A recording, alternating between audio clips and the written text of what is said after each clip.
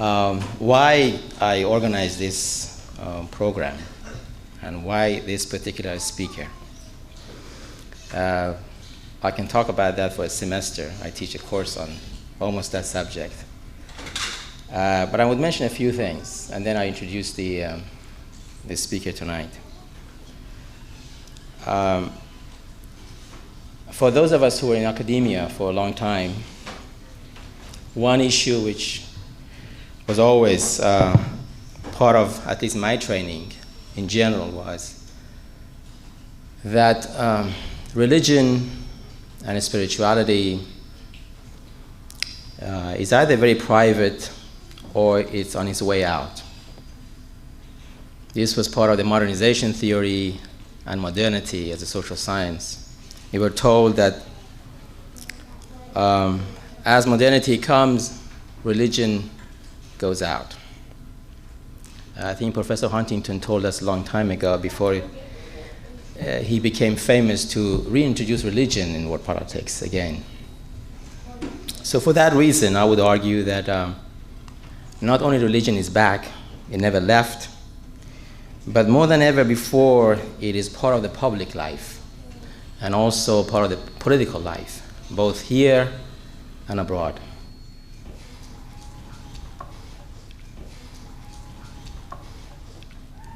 Since the Iranian Revolution in 1979, the role of religion in world politics has changed.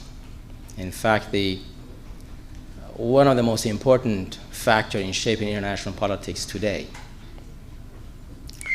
is the preoccupation of not only people in the third world in looking into religion as a force of political mobilization, cultural revitalization, cultural revival, but also a major preoccupation for the Western world or the Christian world in dealing with the rest of the humanity, especially when it comes to the Islamic world. So for that reason alone, that is the reemergence of the role of religion in world politics, I think we have enough justification to have this gathering. But more important than that, perhaps, is the future of an emerging community in the United States and in the West in general, and particularly in the United States, the Muslim community, and how it relates to its broader community called the Judeo-Christian community in the United States, and how that interaction between these two communities would have an impact on the American perceptions of the world and how they behave not only internationally but also towards this new emerging community in the United States. And no other person, I think, in this world that I know is more qualified to talk about this subject than our guest speaker tonight, John Esposito. I don't know how to introduce him, so I would do justice to his contribution. I can talk about his books. He has about 20 books, I think. I can talk about his academic background, his degrees, but I think perhaps more than anything else, I see him as a person who has dedicated his life to a better understanding between two important communities, not only here, but around the globe. And I would say this with certainty, that his contribution to the Muslim community in particular, in the United States and abroad, has been more than any other Muslim, scholar or otherwise, in the last 10 years. He is professor of religion and international affairs and professor of Islamic studies. He is founding director of Muslim-Christian Understanding at Georgetown University. He got his degree in 1974 from Temple University in Islamic Studies and Comparative Religion. Some of his most famous books that many of you who are my students know by heart: Islam and Politics, 4th edition; Islam, the Straight Path, which considered to be one of the best introduction book to Islam by a non-Muslim. Islam, Gender and Social Change, Political Islam, Revolution, Radicalism or Reform, Religion and Global Order, Islam and Democracy, and I would say one of his most important contribution is the Oxford Encyclopedia of the Modern Islamic World, which is in the 4th volume, and I'm hoping that future volumes would come out pretty soon. I don't want to waste your time and embarrass him, although he told me yesterday that he would not be embarrassed easily. It's my great pleasure to introduce you a great friend and a great scholar and a man of wisdom, John Esposito.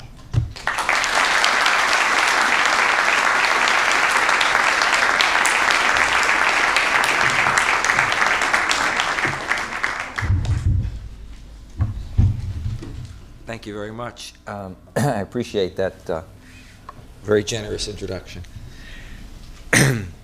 You know, I was thinking when I was sitting in the audience how much things have changed.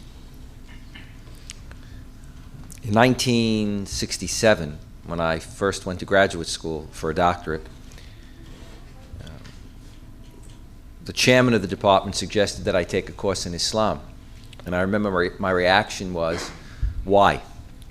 I knew very little about Islam, I knew very little about Arabs, and what I knew didn't necessarily motivate me to want to learn more.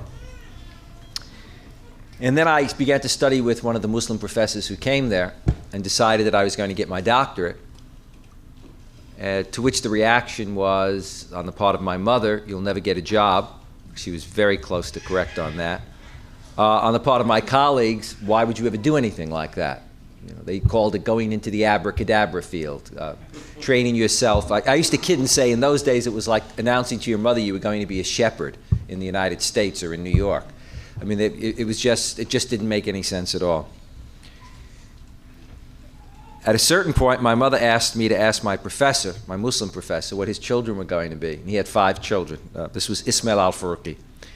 And Ismail told me what he wanted his children to be, since I told my mother, physician, scientist, engineer. And so my mother said, now go back and tell him if none of his children are going to be scholars of Islam, why does she want an Italian-American Catholic to study Islam and to be unemployed? So, as I grew up in New York, which is a very cosmopolitan area, for as far as you could walk, there were no mosques. One didn't even have a sense of a mosque. If you thought of a mosque, it was something that was overseas. If you did think of a Muslim, it was somebody who was overseas. When I finished my degree in 1974, I discovered what it meant to go into near unemployment.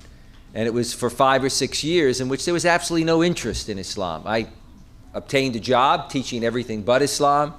I would send out book proposals, maybe 100, 97 wouldn't answer. The other 3 would say, great idea, but there's no market.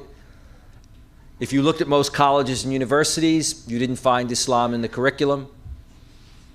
High schools and grammar schools, forget it. And look at where we are today, only 20, 25, 30 years later. I have trouble saying 30 years later. It sort of ages me, so I'll say 20, 25, 30 years later. We no longer talk about Islam and the West. We have to talk about Islam in the West. Within my center, we have a special division or program. In fact, we have a conference coming up in April. It's actually, the conference is being called Muslims of the Diaspora. We decided not just talking about sort of Muslims in the West. We have Islam as the 2nd or 3rd largest religion in the United States and in Europe.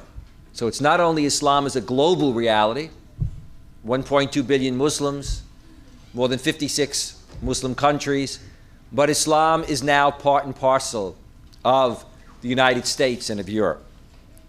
As I like to say, it's late in coming and late in realization, but in many ways, to use poor syntax in English, Muslims are us. Not just us as part of the global community, us as Americans, or it would be us as Brits, us as French citizens. This is indeed a remarkable reality. How are we going to respond to this? How will we all respond to this? How will we face the reality that Islam is both a global and domestic presence, and a global and domestic force, and therefore a global and domestic challenge. I'm going to talk about it at two levels. One, in terms of, if you will, Muslim-Christian relations globally.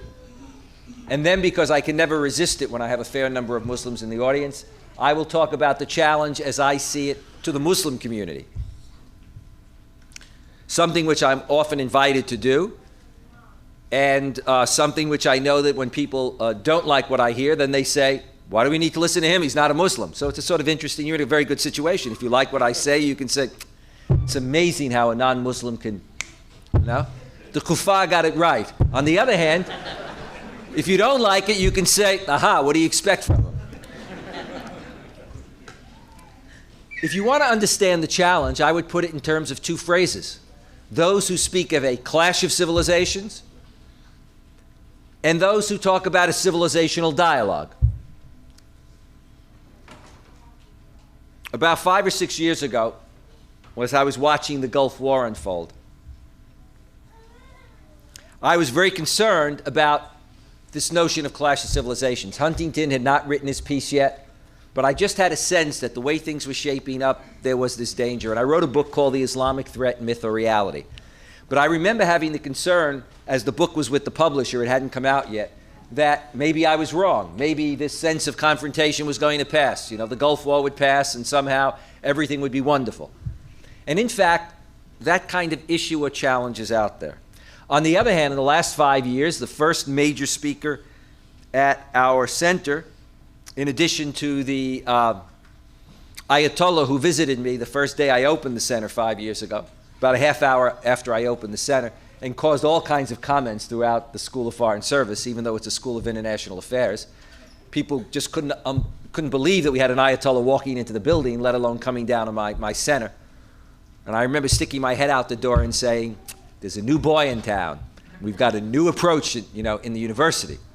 But then we had Anwar Ibrahim come, the Deputy Prime Minister of Malaysia. And he gave a major address, received the Presidential Medal, and it was called Towards a Civilizational Dialogue. And more recently, as you know, President Khatami of Iran has talked about civilizational dialogue. And so we have those two options out there. And those options, therefore, are not only being discussed within the West, but they are being discussed among Muslim leaders in terms of relations between the Muslim world and the West.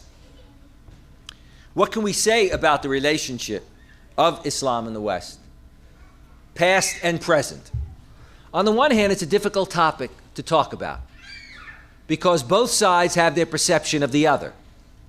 Both sides have engaged, as indeed Iran and the United States has engaged for the last 20 years, in a process of mutual Satanization, in a process at times of mutual demonization. From the early spread and expansion of Islam, to the Crusades, to the Inquisition, to the Ottoman Empire, to European colonialism, to the Cold War, to the post-Cold War, there have indeed been points of conflict and confrontation. No one can deny that, and I will talk about them tonight. But you will note when I get to the 21st century, the question is whether we're going to choose to move beyond them or to just stay comfortably talking about them.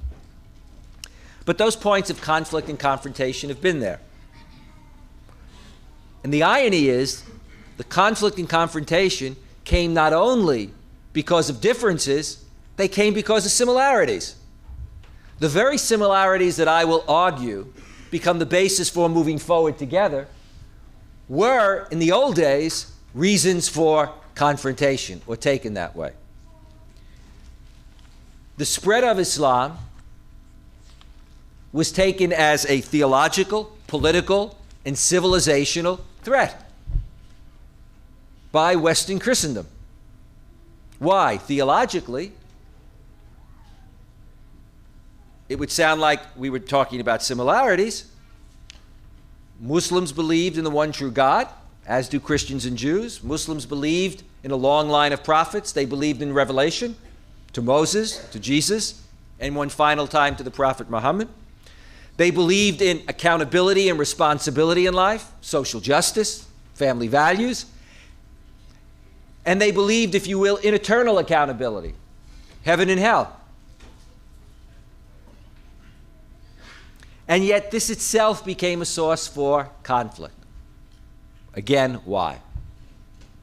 If Christians were comfortable in saying that Christianity had come to succeed Judaism, that the revelation had somehow been distorted and now there would be a new revelation, Christians were not comfortable when Muslims came along and extended that same logic and said, we have one final revelation now coming to the Prophet Muhammad in the Quran. If Christians were comfortable in saying, our community has now been given a universal mission to spread God's will, they were challenged and threatened when Muslims came along and said, and God has now given that mission over to us. So in an interesting kind of way, theological similarities became a source for, in a sense, theological confrontation at times. Politically, obviously, the spread of Islam, the extent to which it overwhelmed Eastern Christianity, was seen as a threat. The extent to which it spread globally, it was seen as a competitive threat. And of course, civilizationally and culturally, this was the case. And yet, there were many points of cooperation. These points of cooperation, and indeed of civilizational dialogue, are too easily passed over. Part of that is that in many ways we are more comfortable. You know, we can criticize the media today for being concerned about headline events and conflict, and you put the media on and they don't talk about what's good. They just put it on and all you see are the murders and the crimes. But in fact, that's what human nature is also attracted to. The media wouldn't be doing it if people didn't look for it. And that's what sells books, and that's what sells TV shows, and that's what grabs people's interest. And so in a strange kind of way, we engage in that ourselves. You know, when we talk about our civilizational and historical past, we see the points of conflict. We often don't talk about the points of cooperation. As Islam spread, Christians and Jews played a major role in the Islamic Empire. That's a major part of history. Some are aware of it, most aren't. As Islam developed its great civilization and culture, it would have never been done without Muslims learning from Western philosophy and science and mathematics, and then building on that, as well as obviously also drawing off in their primary, if you will, disciplines and sciences, Quranic studies, studies of hadith, Sharia, usul al-fiqh, etc. But in terms of that civilizational dialogue, it was very much there. It's very interesting that today is March 7th. If I have it right, and I cannot believe this, my mother would be so happy. Today is the feast of St. Thomas Aquinas. St. Thomas Aquinas is one of the great Christian and Catholic theologians and philosophers of all times. Thomas Aquinas was able to be the philosopher and theologian that he was because Thomas Aquinas, but his teacher drew heavily off Arab and Islamic thought and culture. That kind of confluence is often overlooked. Those points of contact and cooperation are often overlooked. And indeed, part of the problem we have is that we often see the world in terms of either or. Rather than saying there are points of conflict, there are points of cooperation, what can we learn from it? How do we move forward? But what about the 21st century? What about Muslim-Christian relations in the 21st century? Well, that gets kind of interesting and tricky. I will say some things that to some in the audience may be obvious, but my experience is that they are not to neither the average Muslim that I come across nor the average American. They know part of what I say, but they don't understand the way in which I'm going to frame what I say. To understand Muslim-Christian relations today in the 21st century, to understand the relationship, if you will, of Islam and the West, and of Muslims in the West with, let's say, Jewish and Christian communities, one has to appreciate a couple of major, not just facts, but in a sense, see them as realities and experiences.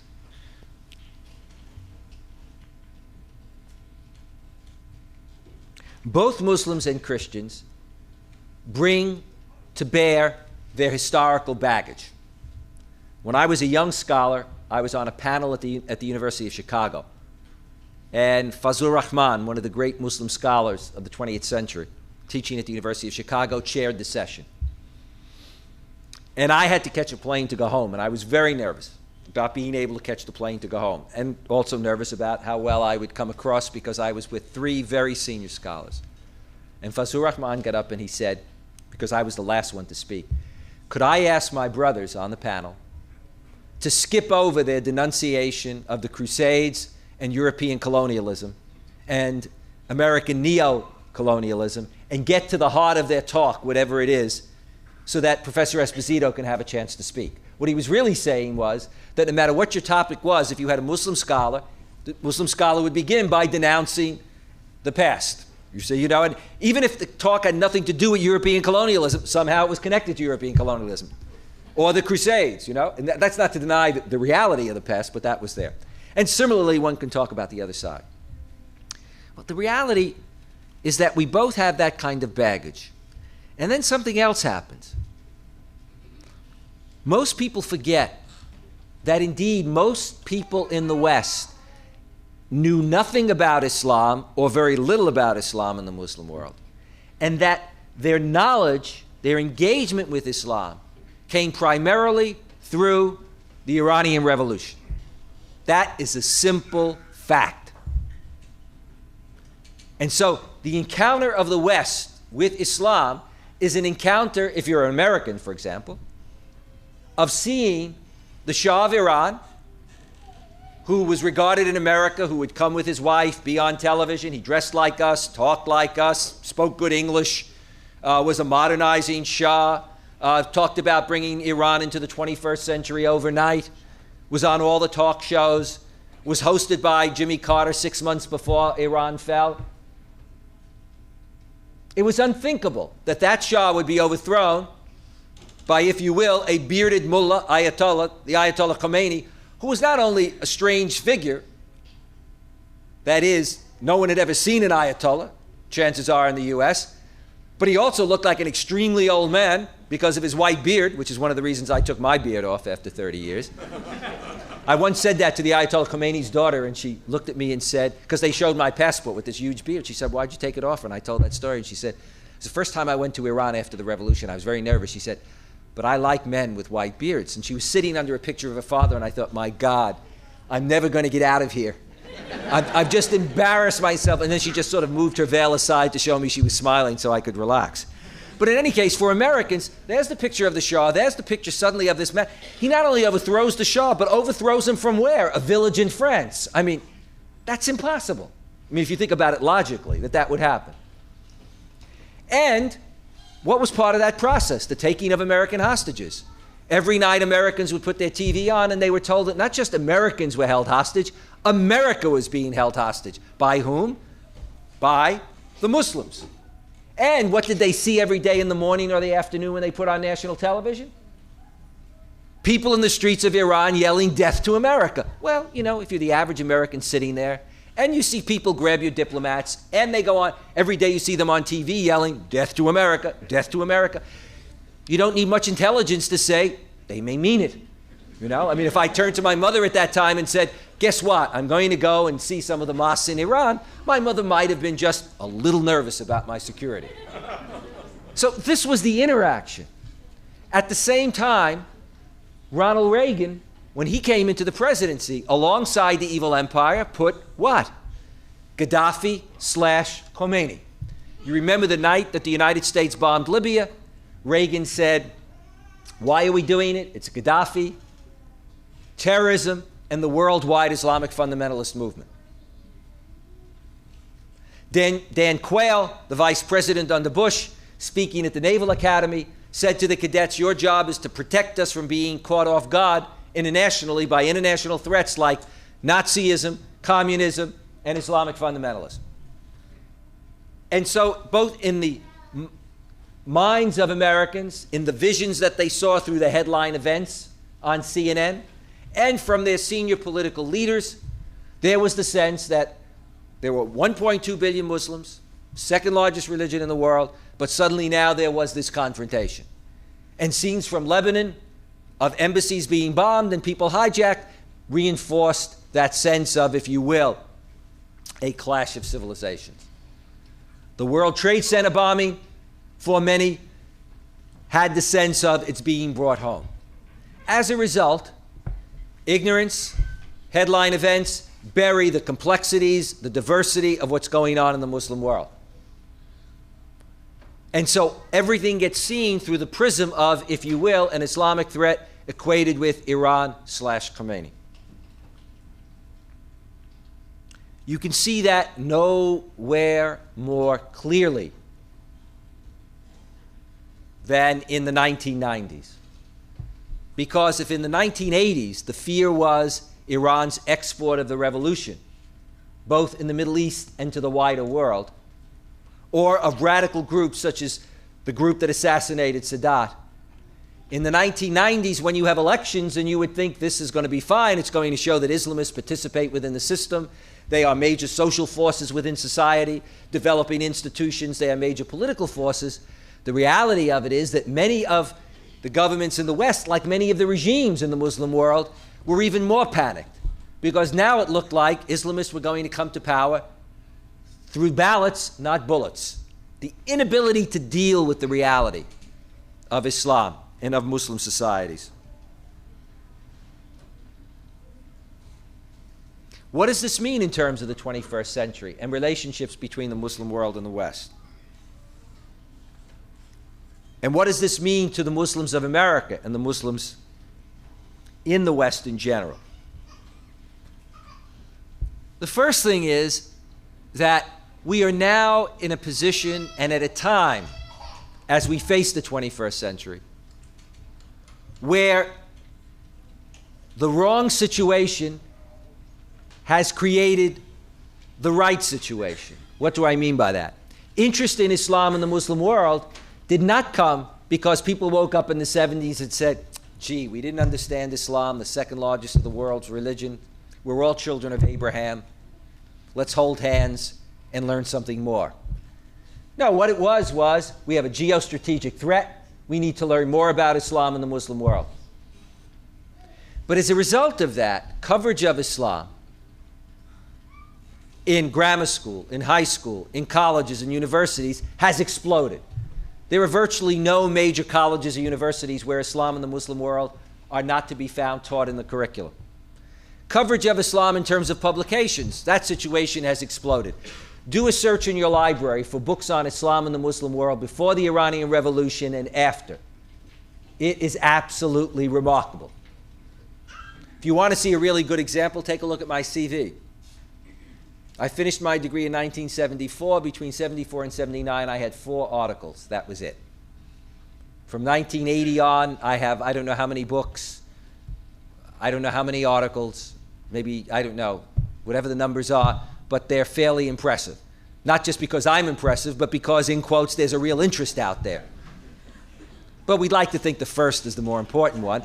But there is a real interest. I could publish a book every other day, and there would be a market for it. I could do a video series on Islam in the Muslim world, etc., etc. The interest is there. Now, it came about for the wrong reason, but a lot of good returns are actually coming in. There is far more of a knowledge of Islam and the Muslim world out there. At the same time, we still are faced with those who say, but in the post-Cold War, Islam represents the second largest religion. It provides the only ideological alternative with the death of communism or the passing of communism. And so there's that potential challenge or danger of a clash. But at the same time, if you look, there are a whole generation of scholars and experts and political analysts who take the opposite position. And so when you see those who talk about a clash, you have many others who counter that. That situation did not exist 10 years ago. If you're in Washington, there is present in Washington now 2 schools of thought in general that deal with this issue. Not just, as in my time, 1 school of thought.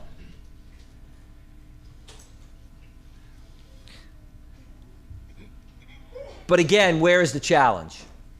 Who's being challenged? What are the responses? I want to move to the Muslim community very quickly, so I'm just going to make a couple of comments internationally.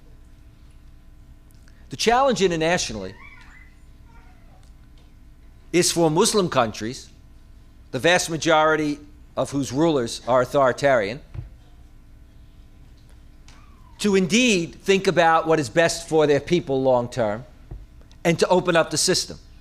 It is for Muslim rulers to indeed show that they believe in self-determination, but here self-determination for their own people, to allow people to participate more politically, to allow people to choose the direction of their societies, to allow people to discuss and debate the role of religion in society, to avoid using repression as the only means to keep control, to develop what I would call the culture and institutions of civil society, of an open society, much as Mr. Khatami, for example, is calling for in Iran today.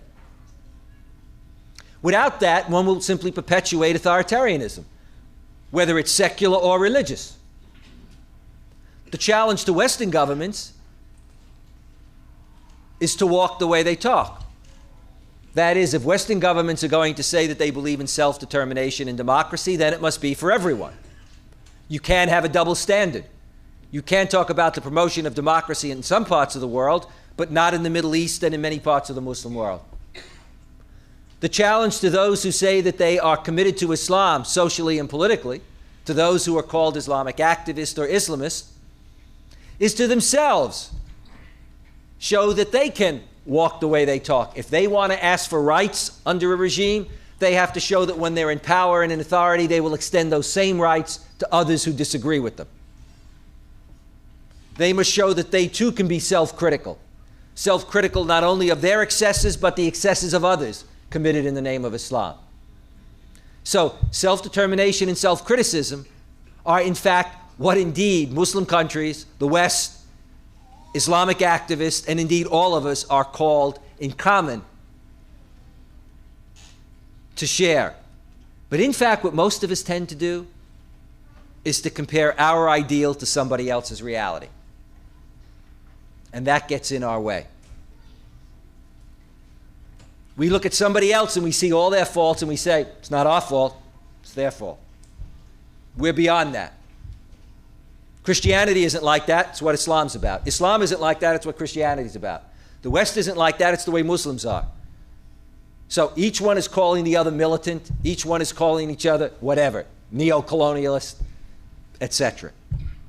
That level of self-criticism is a very difficult thing to move to. Let me talk about the Muslim community. This is what I find to be much more fun.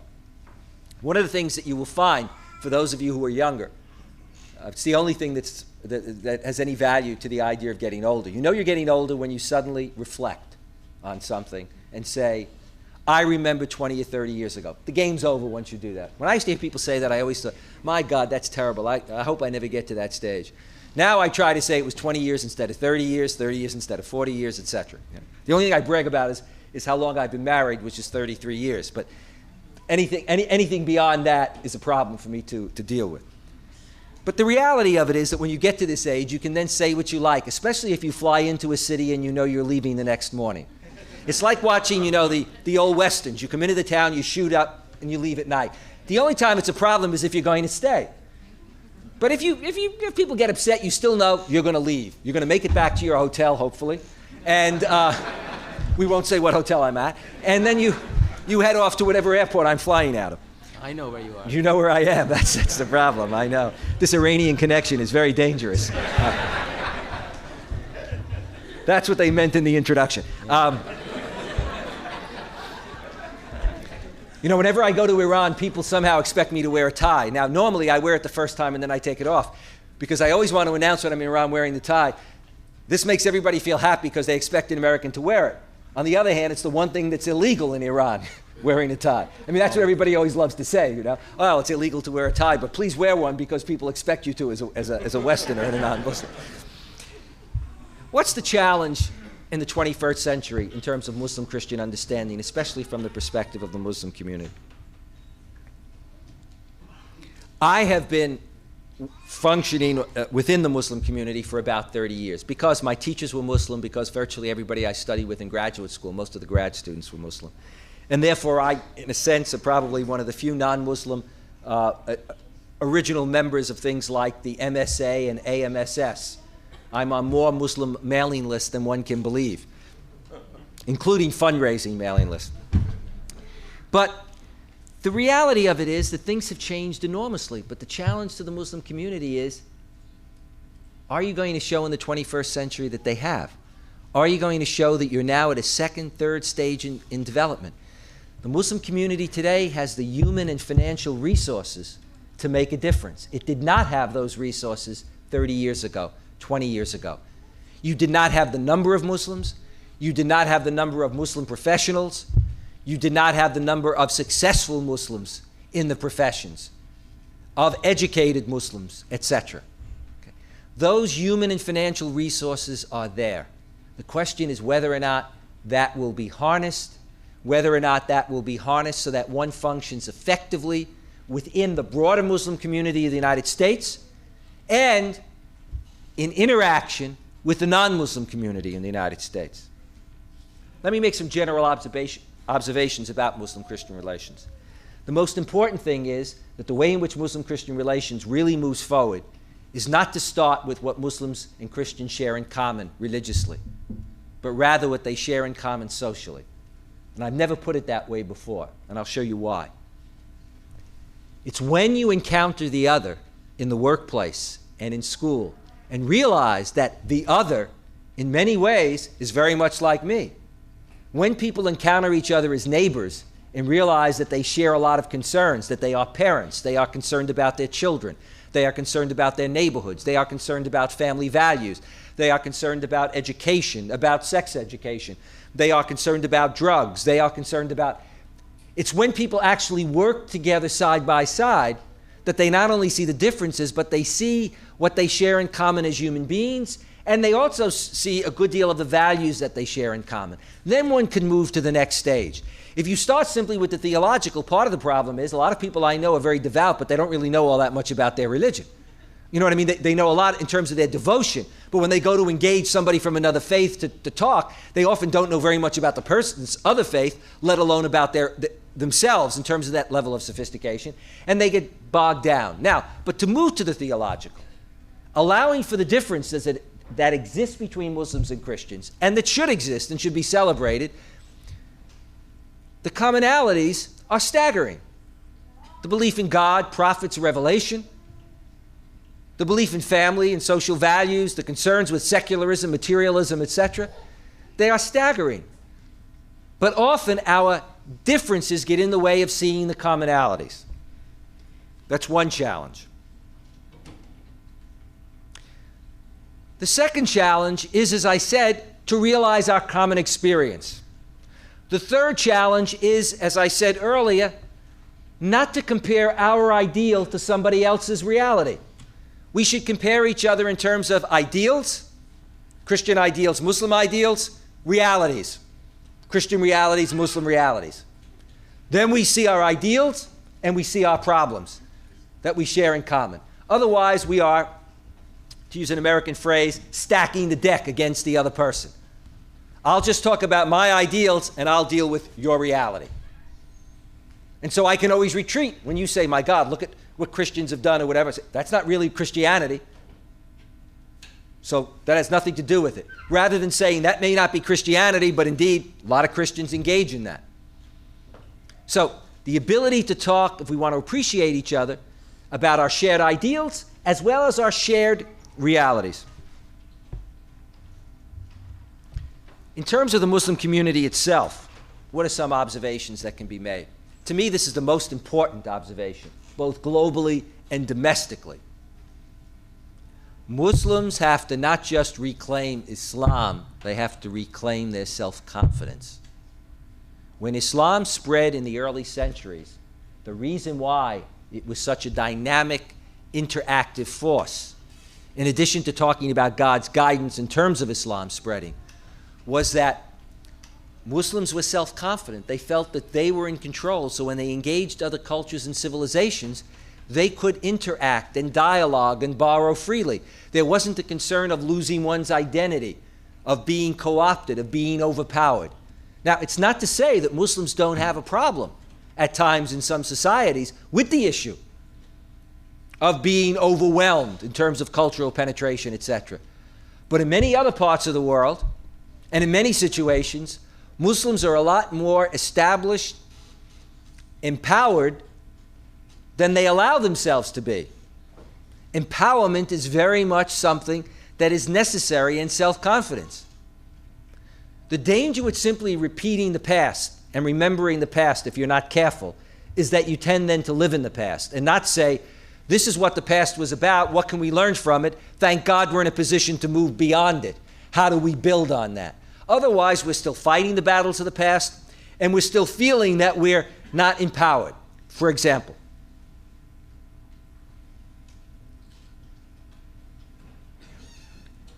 when Italian Catholics came to the United States, they were a minority, religiously and ethnically. They were not accepted by the dominant group. They could not get into the best schools and universities. When my father went for a job in New York, it said blacks, Jews, and Italians need not apply. When I was a young man going to a beach in Massachusetts, I was told by someone, be a little careful because they don't like blacks, Puerto Ricans, and Italians. The community was faced with empowering itself. It had to think about how do we, as a minority community, raise our children in this majority community, educate them in a way in which they will not simply be overwhelmed by that majority experience. How do we, as a disenfranchised minority community, move into the positions of, if you will, power and authority within the society? I had a colleague I'd go to lunch with all the time, and he would always ask me the same questions. We would go, not all the time, we would go to lunch every 3 or 4 years. And he must have had a bad memory. Every 3 or 4 years, we would sit down and he'd say to me, so John, how's your wife and the children? And I would say, I told you a long time ago that my wife and I decided not to have children. Oh, so John, how is your garden? And I'd look at him and say, my garden? He'd say, well, you know, your people have gardens. The Italians have gardens. How are the zucchini? And I would say, we don't have a garden. We don't do zucchini. And then I would say, but I built a patio. And he'd say, because Italians are good with cement. We build patios and we put people in cement. And then I would say, no, I didn't build a patio. I got you. We don't do patios in my family either. Yeah, but you see, the image was that we were all trained not to go to university, not to move into top positions, but yes, we could be laborers, but never move beyond being laborers. Okay? That community has empowered itself. The Italian Catholic, Italian American community, Irish American community, Polish American community. Let's take a look at the Muslim community in America. The numbers of Muslims in America, I'm not even bothered going to get into. I do interviews on this. You call up 6 people, you get different statistics. But Islam is clearly the 3rd largest religion in America. Muslims are now part of the fabric of society. Go to any major city, go to any town. There are mosques all over the place. I like to say the problem that the Muslim community has is in some Muslim communities there are more mosques than there are Muslims, which says something about ethnic problems in the ummah, you know. But that's an issue that I may get to. Muslims are now part and parcel of the professions in the community. Both my parents have Muslim physicians. It's not because they say, my son goes to the Muslim world, he writes on Islam, we should have a Muslim physician. Far from it. It's because in New York and New Jersey, Muslims are a significant presence. In Jersey City, there are so many Egyptians that, you know, in Arabic, you have a soft and then the hard G. So you can say Jama or you can say Gama. And the Egyptians refer to it as Jersey City with a hard G. I got into a cab in Jersey City, and the cab driver had his Quran. And I didn't know how to engage him to indicate that I knew a little something about Islam. So finally, I began to recite the Shahada, and I thought we were going to have an accident. He spun his head around. And then we began to talk about the number of sort of not only Muslims, but, Egyptian Muslims and et cetera in the vicinity. So Muslims are very much there. They're in our universities, they're in our jobs, they're in our society. But the challenge of the Muslim community is, where do you go from here? How do you marshal those resources to engage in institution building? How do Muslims build institutions? What do I mean by institutions? I mean institutions that represent Muslim concerns. Muslims need institutions in Washington and nationally that deal with issues like public affairs, the media, political lobbying, etc., so that people have a sense of the significance of the number of Muslims. Otherwise, it's as if the Muslim community is in a closet. Nobody knows they're there. If you are visible, that's what makes people in Washington listen to you. And only that. If you are a visible community, that's what makes the media respond. You call up the media and say, I found what you said about Islam offensive. I saw JAG last night and I didn't like it. They don't care. But you let them know that you're a significant number of people, then they do care. But that kind of monitoring of the media and responding, that kind of monitoring of the political system and responding can only come when you build institutions. The second thing is to train the next generation to move into the professions that allow for this kind of access. And that's happening. We see Muslims in the legal profession, medical profession, but it's going to become more and more important to see Muslims in politics, to see Muslims in communications. It's going to become more and more important to see Muslims not only studying medicine and engineering, but of all things, Islam, and actually getting degrees. I travel around the country, I speak to a lot of Muslim communities, and I meet with graduate students. And I'll just give you 2 or 3 stories to give you an idea of some of the problems the community faces. I was talking with one group, and a graduate student was saying to me in a major city, he said, the problem we have is with sometimes our parents' generation. I said, what's the problem? He said, they live in denial. I said, denial of what? They deny that they've been living in America for 30 years and that they're going to die in America. And he said, and that has an impact on us in terms of how we define ourselves as Muslims in America. That's one issue. The second issue was of a young group of Muslim graduate students, in which 3 of them discovered that they shared something in common, and it wasn't Islam. It was the fact that they were having a tremendous problem with their fathers. What was the problem? The 3 of them had switched out of medical school into Islamic studies.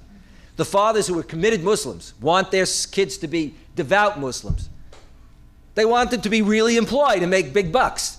The idea that their kid was going to leave medical school and get a PhD in Islamic studies was beyond them. You're going to be a professor? Dealing with that reality. But unless the Muslim community develops that side of itself, how can it empower itself?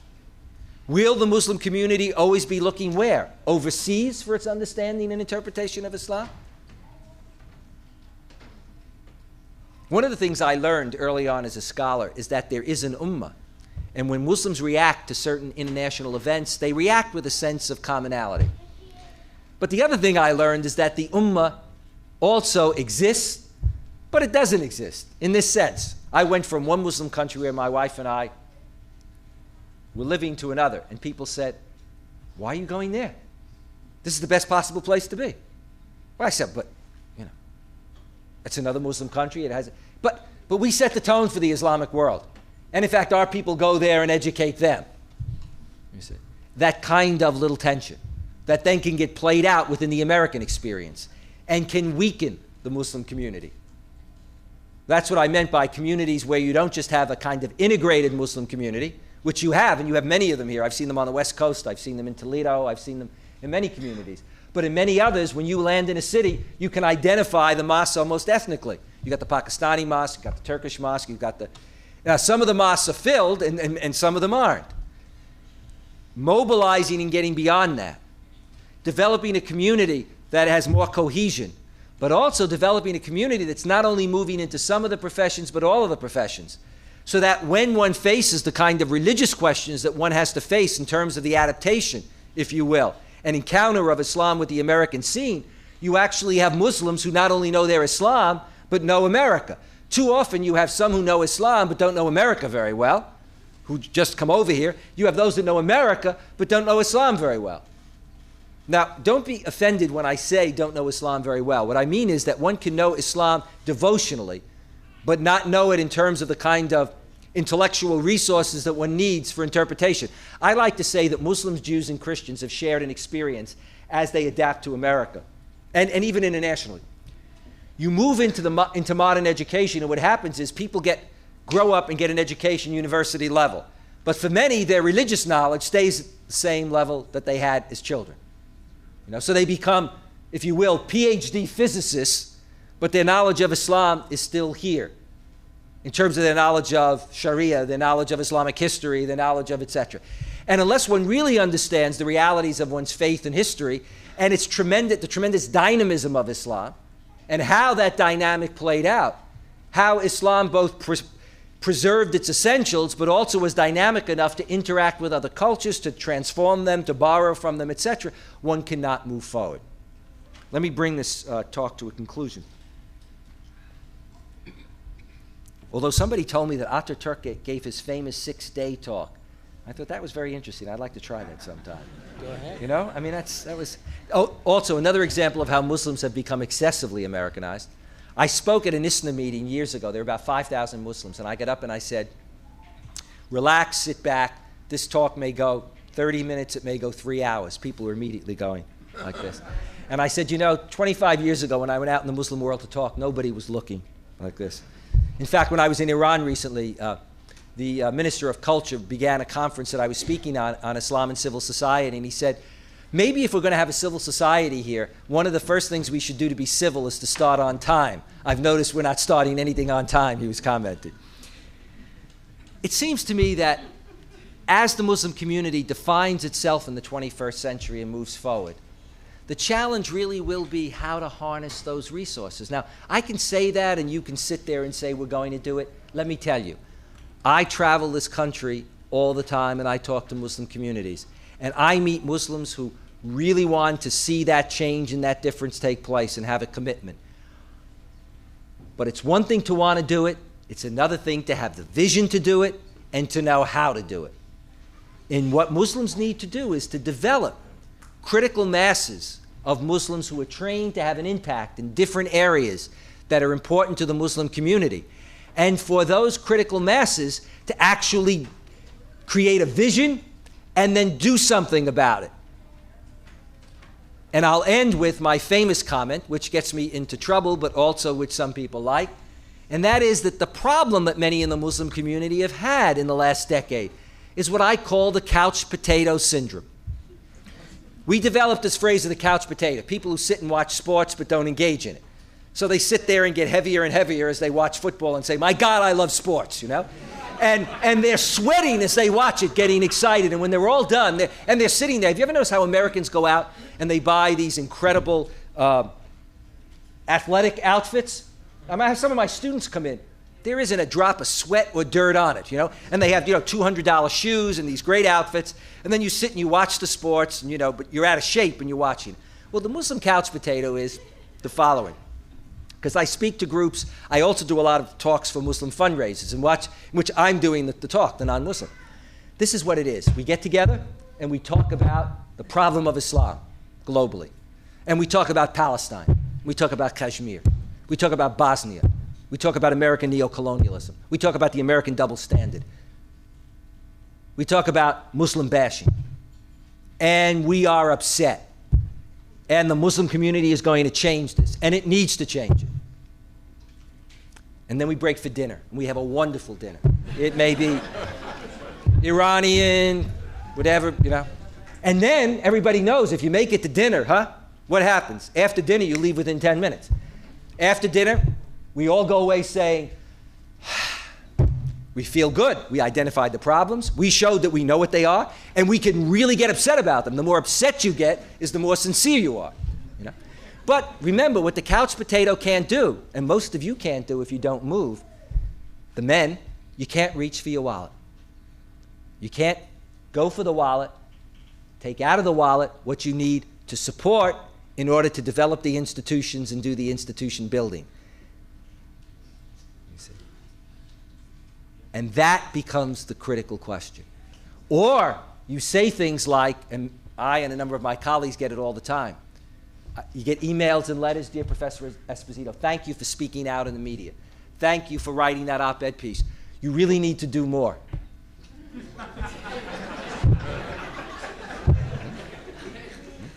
Dear Professor Esposito, thank you for creating this center in Washington, which has such and such an impact, and you're all over the world.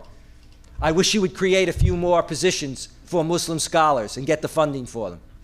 And I say, I should go out to Christians and say, I need another chair in Islamic studies.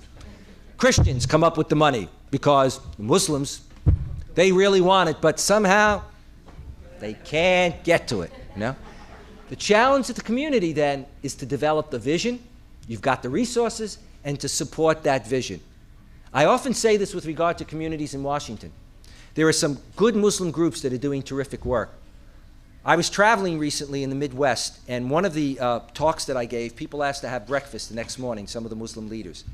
And at breakfast, this literally happened. One of the people, who's a very well-known physician in the Midwest, very bright, he and I get along really well, said, you know that group in Washington, I love the work that they do, but you know, I have a little bit of a problem because the leader of that group, during the Gulf War, took a position that I didn't like. I said, there are an awful lot of other Muslims that wanted to see another position. He said, okay, he said, but there was one other thing. We had a conversation once, and his interpretation of one of the hadith of the Prophet, I had a problem with. And so I looked at him and I said, how many hadith are there? Have you ever looked at hadith criticism and interpretation of hadith? It's like looking at tafsir of the Quran. There's more than one interpretation. How is any single Muslim going to please you on everything that goes on? And so part of the challenge, as you know, the challenge of Islam to Islam is the challenge to Christians. It's the challenge of recognizing diversity within the community, that the unity of Islam includes a diversity. In Islamic law, we call it ikhtilaf, the differences that exist among the madahib, among the law schools. The ability to accept diversity, the ability to tolerate diversity, not only diversity from religion to religion, but within religion, is the only thing that can make the community strong. If you don't tolerate diversity, then there's no debate, there's no discussion. And then you have an experience that I've had, both within Christianity and Islam, and now I will end. This is what I call the radical Christian and radical Muslim alternative. Years ago, I went out to lunch with a young man who was studying at a major university who was a born-again Christian. And after lunch, he said, you know, I really enjoyed this. Can we have lunch again? I said, sure. I said, if you don't mind having lunch with somebody that you know is going to hell. And he looked at me. And I said, well, you do believe I'm going to hell, don't you? He said, yeah, but I didn't, because I'm not born again, you know. I said, and you believe your parents are going to hell. They're good Lutherans, they raised you, they're good Christians, etc., but they're not born again the way, and you love your, he said, yeah, I love my parents, but they're going to hell too unless they're born again. I said, gee, I read the New Testament, and boy, that's an interesting interpretation of Christianity, okay? Second experience, I was asked to keynote a conference in a major, I was asked to I decided not to name the country. I was asked to keynote, because of my friends there, I was asked to keynote a major Muslim conference, let me just say that, overseas, a major Muslim conference. And so I keynoted the conference. And after it, a very well-known young alim got up, who's a very, very interesting guy. And he got up and he praised me. He said the speech was wonderful. But watch what was happening. The speech was wonderful. And Professor Esposito, what can we say about you? I mean, you spent 20 or 30 years explaining Islam. You've written these books. Just wonderful. I kept thinking, I wish my mother were here. And then the punchline came. He said, and we love it, despite the fact that you're a kuffar and we know you're going to go to hell. We hope you will continue to do this for us. And the audience, half of them laughed and the other half looked very nervous. And he was speaking, he knew his audience, and he was deliberately driving it home to a conservative wing. And he kept going on, and he said, come on now, we have to be honest with Professor Esposito. We like him, we'll invite him back again, but we've got to tell him what we exactly think. Well, I will end by saying this. It's not just a question of Muslim to Christian. The danger that I see at times is that those who call for Islamization Some have created a process that I call kafirization. In their enthusiasm to talk about more Islam, if any Muslim disagrees with them, they're kuffar, they're kafirs. That stifles the kind of free discussion and dissent. And so you have the irony. Those who would complain that they cannot discuss their religion in many Muslim countries without certain regimes coming down on them, when they're in an open society, are ready to silence other Muslims who don't speak the way they want to hear them speak. And it seems to me that the challenge in terms of Muslim-Christian understanding in the 21st century is that both Christians and Muslims have to allow for the kind of open discussion and diversity, but the communities have to do it. And what does that mean? It just doesn't mean pluralism and tolerance. It means tolerance as respect, not tolerance as I tolerate you.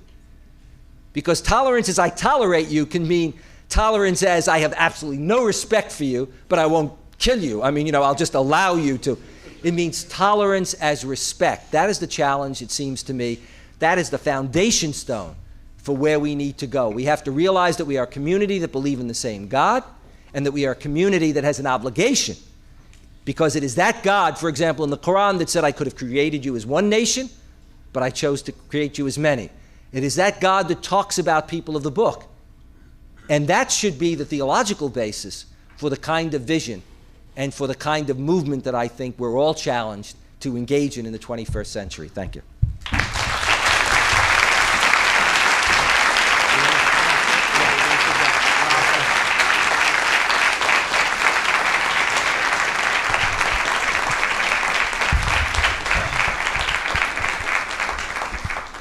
Professor Esposito agreed to answer maybe half-an-hour questions? Yeah, we'll do maybe a half hour or less. Or less. I know some of you have your favorite television shows. I don't want to get into So we have 2 microphones. If you just walk in with a couple of conditions. No lectures, and be as short as possible. Notice everybody sat down when you said the first one. Yeah. And before you start, I'm going to use my prerogative and ask you the first questions. We've been talking for the last 2 days about couch potatoes. Okay. My question is, if other communities went through the couch potato process and transition, and how the Muslim can look into that particular type of community. Yeah, I think that it's very, very interesting. One of the things that happens when communities come here was an experience that I had as a young man. I was raised in an Italian neighborhood, Italian Catholic neighborhood in Brooklyn, and as far as I could walk, it was all Italian Catholics. And it was only when I got older that I began to move into a much more pluralistic setting. And indeed, I also went to Catholic schools and Catholic college. And it was only when I went to Temple University that I really moved into a much more pluralistic setting. But I remember as a young man running into situations as I started to move around the country where I ran into people and I suddenly, after it, would go up to them and say, "You're Italian, you're Catholic." And they'd look around nervously and say, "Yes." I'd say, "But your name?" And they had changed their name. They had changed their name to fit in to the community. As one fellow said, "Given where I live, I sell insurance. I could never do it." They changed their name. Some changed their religion. The in thing used to be become Episcopalian, if you really want to make it in America. Seriously, that was the, et cetera. So that community faced that situation. It will seem ironic to you, but the community that I think shares the most with Muslims at one level is the Jewish community. When it came, because it was a very small minority, and it remains a very small minority of the community, coming into an overwhelming, a society that defined itself not as Judeo-Christian, but as Christian. Judeo-Christian, that term is pretty much a post-World War II term. So that before, people simply would have described themselves who were Christian as Christian, not coming from a Judeo-Christian tradition. And that Jewish community had to figure out how to establish itself. And education became the tool, one of the primary tools. Education and institution building. If you look at the American Jewish community in terms of institution building, just the number of American Jewish groups that do fundraising, it's phenomenal. Let alone if you look at the fundraising that they do, the amount of money. Okay? That's one. Number two, I can tell you that there are more chairs in Jewish studies in the United States than there are competent scholars to fill them. The community is ready to move into that. building synagogues, building schools, etc. It's that kind of institution building. I think one of the problems that the Muslim community faces is that many Muslims come from countries where the government built the mosques or a local wealthy family. So the idea, that the government and the institutions were all taken care of, And the idea that one is going to talk about the kind of support and the kinds of projects that need to be supported, it is beyond their comprehension. I remember once raising money for, we have at Georgetown a chair for Islam in Southeast Asia, and it was funded by Malaysian businessmen. And I remember meeting with one of them, and he said to me at one point, "Professor, you're talking about $2.5 million. That's a lot of money." And his friend turned to him and said, "But each of us is being asked to give $500,000, and you would be willing to spend more than that to bring Disney World here. In other words, as a corporate venture." And the fellow sort of thought for a second and smiled and said, "You're right." And everything moved quickly forward. So I think that the community has other places to learn from, but I think the community is also getting to a point where the community is ready to move, to do it. The microphone. Better go. Sir, do I speak to this, or I can speak as I am? If you speak to the microphone, it's better because they can hear you. And Indeed, it was a delightful speech. I am very sorry that a certain person called you a kafir, but he was a certain person. He was not a scholar of international repute and fame, but as a student of Oxford, London, and Cambridge University, I had a professor, Alexander Hamilton Gibb, and he wrote a very famous book, Mohammedanism. Now, to us Muslims, Muhammad is not the originator of Islam. He is not the originator of Mohammedanism. And many books in the libraries here, public libraries, they say Muhammad founded Islam and Islam preaches infidelity. Islam preaches kufr and kafiri. Sir, so if intellectuals take up that approach, what to speak about a Maulvi who called you a kafir? I'm not justifying him. Another small thing I want to say is that you said at one stage that there are more mosques than Muslims in some towns. I thought you said it out of joke. It was just an exaggeration. Thank you. Yeah. With regard to your first point, yes. With regard to the first point, you're right about that problem, but I think that you will find that in the last 10 years, there are many more scholars and certainly many more, I think, books that correct that problem of that perception of Islam. But that still remains a challenge. It still remains a challenge. But the reverse challenge is there too. The challenge for Muslims is to learn about Christianity and Judaism. I mean, there are more people in America who study Islam than there are Muslims who study Christianity. And if communities are going to understand each other, particularly the leadership of communities, the ideal is when people can get together and know not only their own faith, but the faith of the person they're talking to. We go that way. Okay. Thank you for the speech, Professor. My question is on Judeo-Christian Islamic relations, which I don't think you really touched on, in that the problem of Israel and Palestine, I see that as a stumbling block between American Islamic, Christian Islamic relations.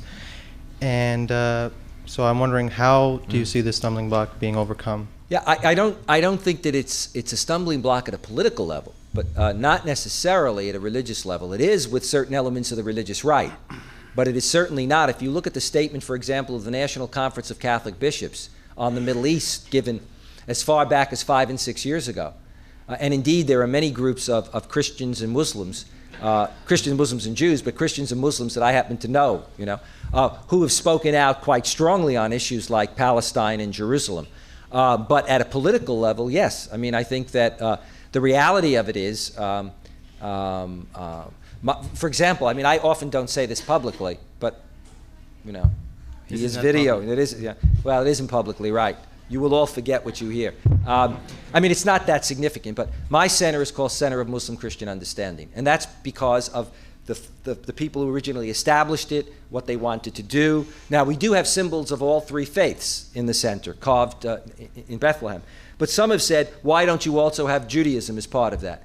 And part of the answer that I will give is simply that what we do is what we do, just as there are groups that do Judeo-Christian, but also that until Palestine is resolved, one cannot talk about this kind of official, I think, trialogue in the kind of effective way in which one would want to. So I think that you're right. I mean, it is a stumbling block. Yes. You talked about relationships, education being certainly one of the primary ways in which to build those. My question simply is, you speak that the Jewish community certainly has moved to a certain level where they are now empowering and have empowered themselves.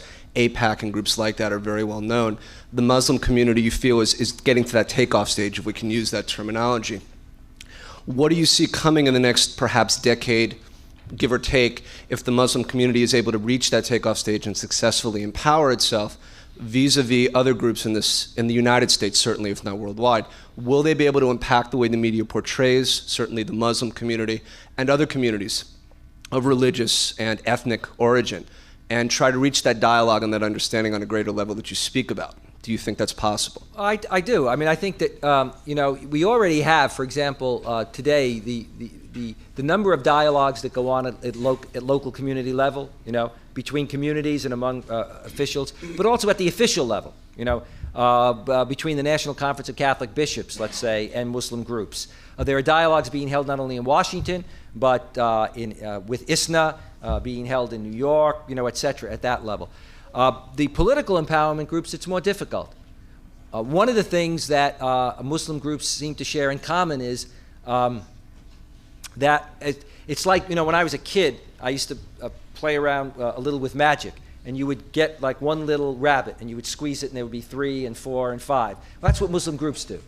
You establish a Muslim group, and within 3 months, you got 2 and 3. Not because they're growing from strength, but because they're an argument, they break away, and so that's going to be the challenge also. That ability to work together. The second is, and you ask most Muslim groups and most Arab groups this, when do they get the funding? When there's a crisis. Then the support and the funding, and then when it passes, things drop off. I mean, I'm talking about whether I talk to, if you will, Arab groups that are non-religious, or if I talk to the, I'm very good friends, the American Muslim Council and other groups. The funding will go up when there's a crisis. That's not a community that deals from strength. Strength is that, that you do institution building so that when there's a crisis, the institution is there and strong, And I think that's part of what the challenge is. Please. Professor, I enjoyed your talk. Thank you very much. Professor, your tone has been quite optimistic and it has been very upbeat. If you don't mind, I'm going to bring an issue a couple of issues that are, let's say, they're negative.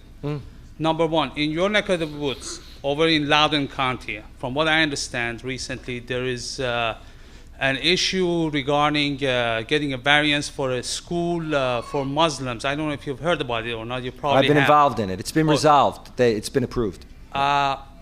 One of the people that was against having a school in Loudoun County, a pastor, I believe. He made an interesting point, or a point that a lot of people recently find it very interesting, and that is that Christians and those who convert from Islam to Christianity are being persecuted in the Islamic countries, and some of them are even put to death. Now, how do you see that kind of relationship outside of the United States, outside of the West? How do you see that having an effect on the lives of Muslims who live here in the United States? And as you mentioned, every day they find many things in common with their Christian and Jewish neighbors. Number one. The other thing, Professor, is that how do you see finally the author of the piece of trash, the Satanic Verses, how do you see that play out in near future, hopefully. Well, with regard to the first, oh yeah, in Loudoun County, the desire was and is to build an Islamic school that would educate some 3,500 students. It is being funded solely by Saudi Arabia to the tune of $75 million. The Saudi Academy tried to move into another community to establish itself a couple of years ago, and I wasn't following it a couple of years ago, and it was prevented. In Loudoun County, everything looked fine, and then all of a sudden, you had a number of people in the community come forward, including this pastor, who at one point, and then he mellowed and became, at least came up with a kind of rational argument. But initially, I was called one night and told that there was a pastor who was threatening to turn out 4,000 people who was against this and was even, being threatening. Then later on, he said, oh, no, people misunderstood me. It's nothing against Islam. And he gave this example that in fact, overseas, that Christianity at times is not allowed to function or flourish, but also that where Muslims convert to Christianity, some are persecuted or killed, etc. There is no doubt about the fact that those kinds of events overseas, if you have, for example, a radical group in the name of Islam that goes into a Christian town in Egypt and burns a church or kills people, etc., and if that makes the headline events, or if a woman is stoned to death in a village in Iran, and that story is put in the newspapers and played a certain way, that has an impact. That is, people sitting here will say, this must be what it's all about. Now, I have two observations. Number one, the role of the Muslim community, it seems to me, in America, is to respond to those things that it sees as Islamic and not Islamic. In other words, to speak out where it sees religion as being manipulated, okay? And step forward and do that, rather than, as sometimes happens, not always, but sometimes, remaining silent, okay? The second thing is, though, is that the challenge to many non-Muslims in America and in the West is to respond to events in the Muslim world, or in Muslim communities, the way it responds to events in the Jewish and Christian community. That is, if you have a Christian group like David Koresh's group or Jonestown, and it commits an event, nobody says that's what Christianity's about. They say they're a bunch of extremists or nuts who are doing that in the name of Christianity. If a Jew walks into the mosque in Hebron, as happened, and does what he does, most people don't say that's what mainstream Judaism is about. They say that's what a fanatic form of it is, you see. Unfortunately, often, it's changing, but often when something would happen in the Muslim world, that kind of distinction wouldn't be made, between an extremist who manipulates religion and commits something and says, this religion, and what the mainstream faith is about. That part of the equation, I think, gets resolved as people come to understand Islam more, and as Muslims also are more present in society and speak out more on the issue. Now, let me make it clear. If I sound upbeat, it's only because I have a certain philosophy of life, which is that the only way you change things is that you change things. The only way that you change things is that you have a vision of change and that you pursue it. It doesn't mean you're going to achieve all that you wish to change. If I sound upbeat, it's because I have seen changes in the last 25 or 30 years. Things have gotten better at one level. It doesn't mean that they're great. And I can tell you that if you sit in my seat, in my office in Washington, I deal with the garbage side of it regularly. But the media does call. The media does ask. 10 or 15 years ago, they would just print. I can tell you right now that a major international network called me about 2 weeks ago. How they found me, I was at my mother's house. They found me, and they called solely for the reason of framing that issue. You remember there was a report that a number of radical groups had come together and called for the killing of Americans and Westerners overseas under bin Laden's leadership, etc. There's this whole thing. This major communications outfit called me up and said, we want to understand this story better so that we can frame how we're going to respond both tomorrow and in the next few weeks. That never would have happened before. On the other hand, you have a lot of other stuff out there that's still a problem. And on the Loudoun County, I can tell you that... Professor, excuse me. Yeah. In New York Times, on that very story, I'm sure you've seen it, they had it, Muslims are going to be killed all over the world, and I just... That Muslims will kill all over the world. Yes, yeah, yes. And I just couldn't believe it, but whatever the news organization it was, I'm sure it was in New York Times. No, it was CNN. Yeah. But even with the Times, realize, okay, who's also making the problem? It's not just the New York Times. It's the fanatics that are saying it. You know what I mean? It's the extremists that are saying it, and that plays into what the problem with the media is. On the Loudoun County, that has been resolved, A, and B, I can tell you that the Washington Post is doing a major Sunday story on it. I don't know what it'll look like, so I can't take responsibility, but I can tell you that that reporter is spending weeks. Not only, I mean, he called me up not only to interview me, he asked me to give him the names of Muslims all over the place.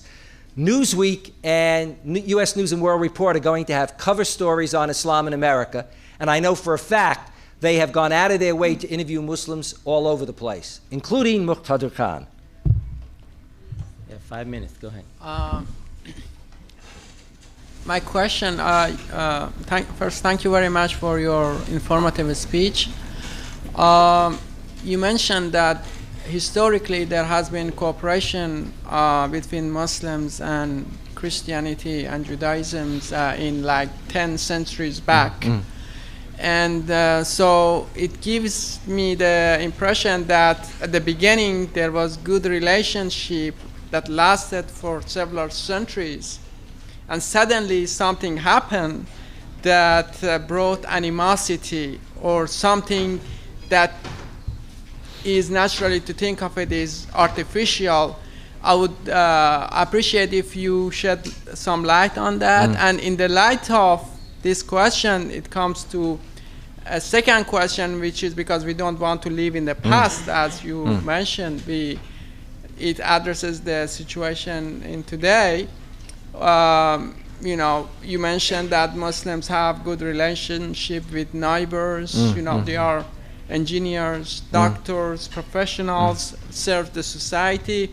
And you see there is a kind of animosity that is something not natural, that faces Muslims against Christianity, that is not a natural mechanism within the two religions. I would appreciate if you shed some light on that,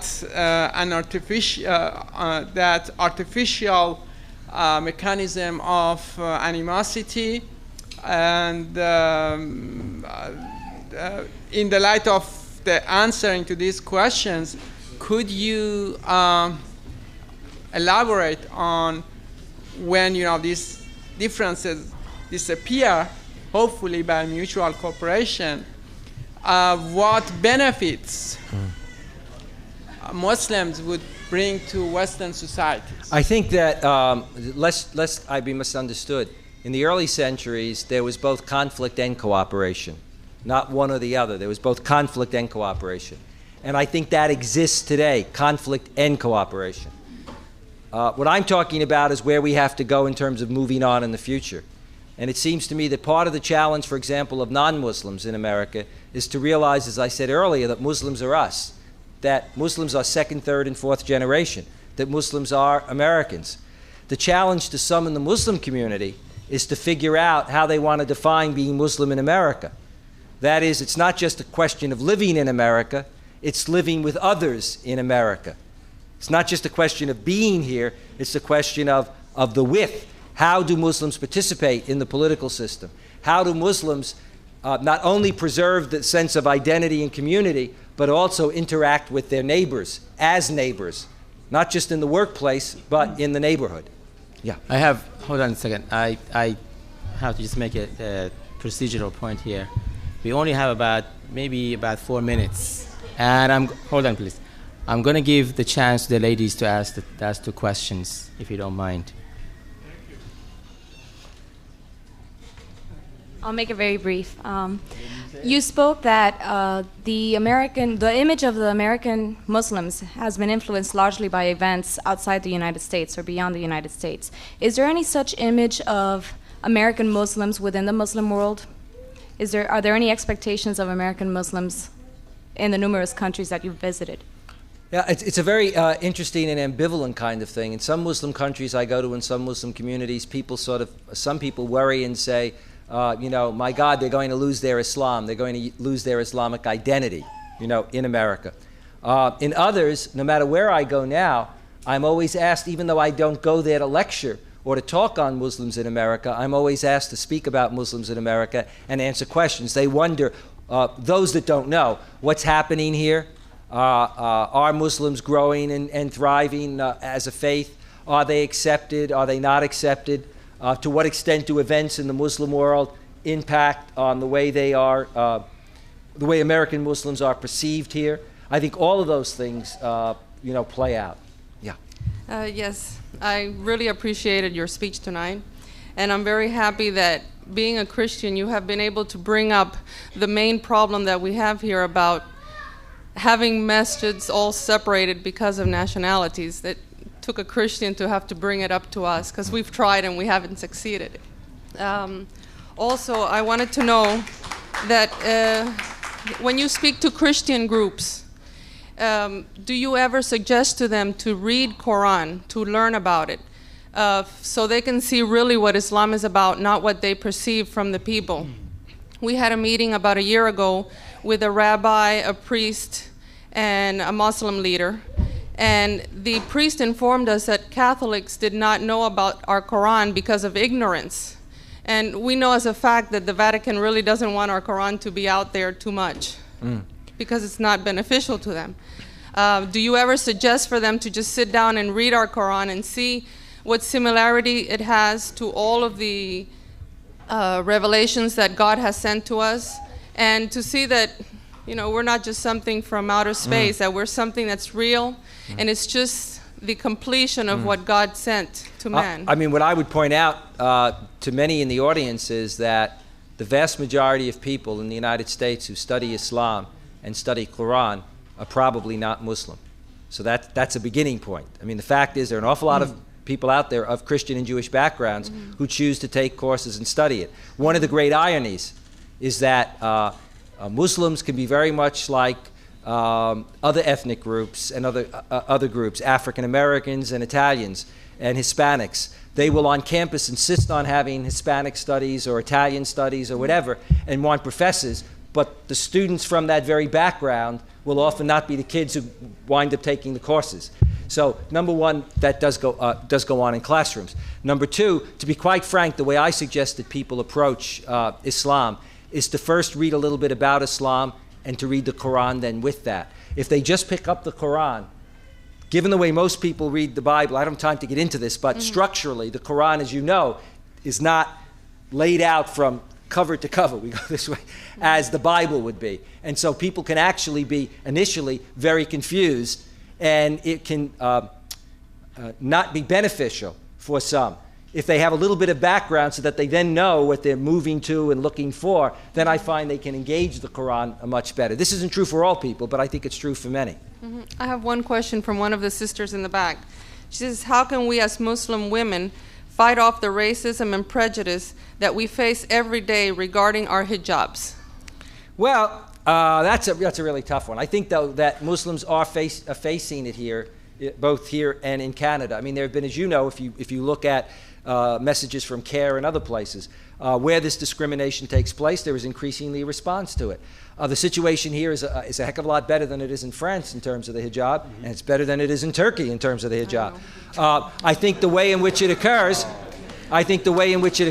is that Muslim women have to continue to wear the hijabs and to be able to stand up for their rights, much as, I make this only as an analogy, and I always tell my students my analogies are terrible, but much as women of my generation and women like my wife had to establish themselves in a society that was willing to have problems with their presence in the society and how they functioned. And I think the hijab is something that people, as Muslims become more prevalent, they will simply get used to. My God, if we can get used to seeing all these crazy kids walking around with baseball hats and males with earrings, sorry to all the males with earrings, but having had long hair and worn beads, I thought that was normal.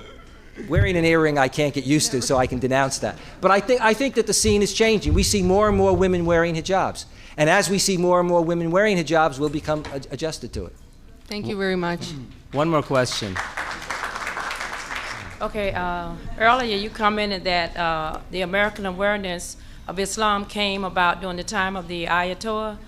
I wanted to ask you the question, do you basically discredit the grassroots movement of the African Americans as a contributing factor to the spread of Islam in America? Absolutely. Do you really think that's what I believe? Huh? Do you really think that's what I believe? Well, you said the awareness came about basically. More Americans found out about Islam. The awareness came when that came about. The awareness came clearly. Let me be really flat out about it. The awareness came at a national level. It came from the Iranian Revolution. At local level, it came from an engagement with the Nation of Islam. But that engagement of the early period of the Nation of Islam simply reinforced the negative image. Because in fact, as you know, in the early period of the Nation of Islam, it was an Islam that was presented, an Islam that was divided along racial lines, that was exclusive, etc. And so, but the Nation of Islam was not experienced throughout America in the same way that the Iranian Revolution was. That was experienced as a domestic situation, and for many Americans, they never extrapolated, because I happened to be in graduate school when the Nation of Islam was very visible. They never extrapolated from that and made big connections with the Islam that was out there in the broader Muslim world.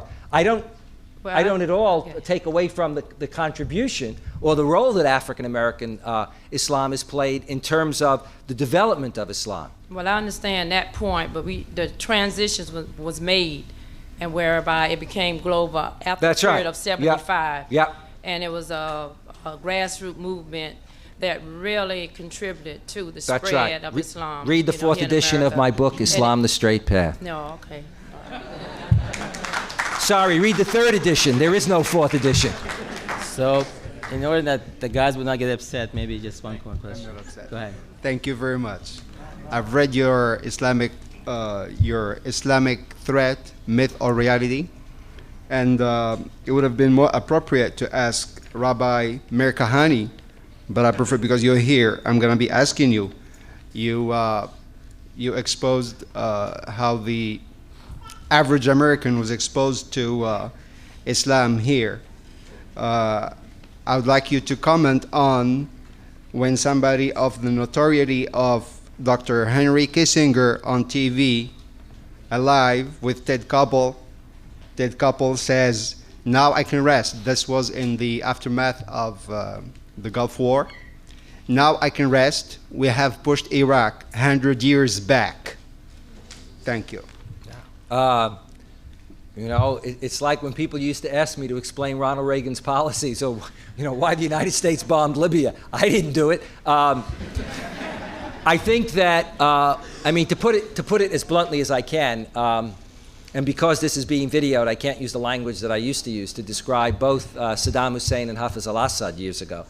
But anybody who knows the track record of both of those rulers, at least in Hafez al-Assad's younger years, he may have mellowed in his older years a bit, and certainly Saddam's years, these are not people that you would want to sit down and have a meal with and expect to be able to hold your meal down.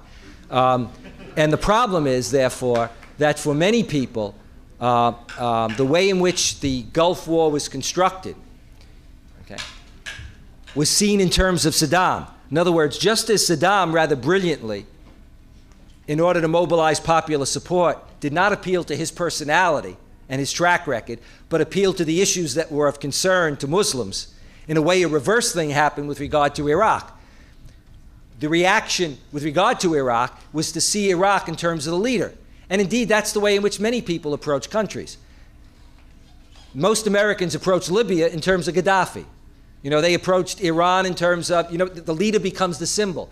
And Saddam, you know, the person and the kinds of things Saddam said became the symbol. And the hardest thing, as you know, in terms of turning around policy towards Iraq is to get people to distinguish between Saddam and the Iraqi people, and therefore, with regard to the American response, or whatever response is made, to distinguish between the impact of that and who's it really going to affect. There's no doubt about it. If you're talking about Henry Kissinger's response, well, how would I explain a lot of Henry Kissinger's response? Mr. Kissinger is a man who is brilliant, but one of the lessons you learn is that just because people are brilliant doesn't mean that they're right. You know? As everyone knows, there's more similarity between Islam and Judaism. And then here, God comes and introduces us to Christianity right in between those two religions. And then there's some fundamental issues that are real contradiction, like the concept of turning the other cheek. And then, in Judaism, eye for an eye, and the concept of fasting with Judaism. And then Jesus comes, it's not what you put in your body, but is what, you have to clean your mind. Not your body, that's not important. And then Islam comes again and preaches about fasting. This has made me confused a little bit. I think that the only way in which you can really get at that is that you've really got to look at these traditions and study them comparatively. Fasting exists in all three traditions. Right, exactly. Particularly, it's very strong in brands of Christianity. I mean, certainly the Catholicism I was raised in. Like eating pork, Christians eat pork. No, but Christianity had very, very strong periods with regard to periods of fasting. So I think that I think that the kinds of similarities and differences you're talking about, while in some cases something exists in one faith and not in the other, often it does actually exist in more than one faith, but it depends on which group in that faith one talks to. All right, I commend your how-to on how to get us to move forward, but if we take on the action that you're suggesting, which is go through these political action committees and go to the lobbying process and so on and so forth, it seems like a long-term effort in order to get to the stage that of democracy. And democracy as we know it here wiped out the state of Palestine. Democracy was implemented in Algeria. We see what happened there, genocide, and same thing now with Turkey. And I don't want to wait another 50 years to sit here and make an impact in the United States, and I am born here, and I was a Catholic, to make an impact here in the United States just to watch my family be wiped out. But there is a question behind that. What I want to know is, when you went to these other countries, like Iran and so on and so forth, what did those leaders tell you on how to propagate Islam here and how to institutionalize Islamic infrastructure here? Let me say that, number one, what was being cited as problems are indeed major problems. But they are not the product of democracy. They are the product of politics and of the fact that in a democratic system, you elect leaders and those leaders can make decisions. Democracy itself doesn't do that. That's number one. Number two, when it comes to Palestine, let me tell you a little story. I got into a taxi cab in San Francisco, and I knew the cab driver was Arab, didn't know whether he was Muslim, didn't know whether he was Palestinian at the time. But we drove, and he didn't say much, and we got talking, and then somehow I said something, not quite this. I didn't say something like, and speaking of Palestine, what do you think? But I somehow got him going. What I remember so tellingly was what he said to me as he pulled into the airport. And he said, as a Palestinian, he said, the people who have let us down are not just the Americans and the Israelis, but other Arabs in particular, and those are the ones that I'm the most upset with, okay, and other Muslims. So the reality of it is that indeed the United States and Europe have a role to play with regard to Palestine, a role to play with regard to Bosnia, a role to play with regard to Algeria. But there have been other players. With regard to Algeria, who is doing it to whom? Algerian Muslims doing it to Algerian Muslims. And I've been very outspoken on Algeria.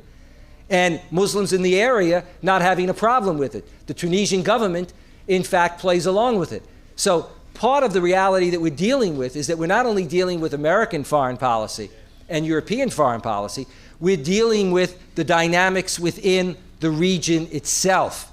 And I think that this is very much an issue. And unfortunately, it's the subject of another lecture. But part of the difficulty today in the 21st century, if we're going to talk about civilizational dialogue, the civilizational dialogue is one in which often It is some of the governments in the region that are those who speak in the most militant ways to Western governments and basically say to them, not only our threat, but your threat are the fundamentalists. And so look the other way when there's repression in Algeria or Tunisia or in Egypt. And I think that it's a far more complex kind of situation. I don't think democracy is the problem there, because I'd like to put that word aside and just say political participation, from my point of view, is not a problem. Political participation means that people have a voice. The real question becomes how the dynamics of the politics within that country play out. And frankly, as most of you know, if you're talking about U.S. policy to certain countries, it's often formed by leaders in a situation in which the vast majority of the population know very little. You ask the average American about Algeria, even ask them what's going on in Algeria, and if they understand it, they don't know. So, I mean, this is really a kind of issue that goes beyond democracy. Thanks to those of you that came and that stayed.